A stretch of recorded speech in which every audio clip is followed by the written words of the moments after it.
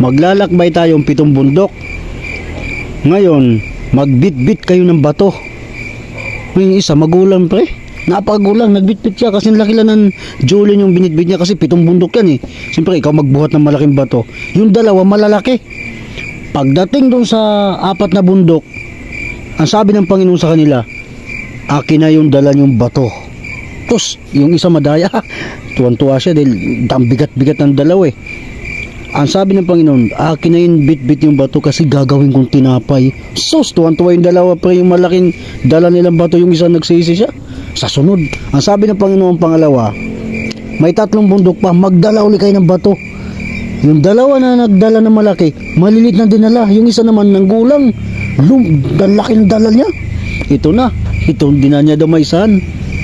Pagdating sa pangatlong bundok, pampito na lahat, ang sabi ng Panginoon, akin na yung dala yung bato.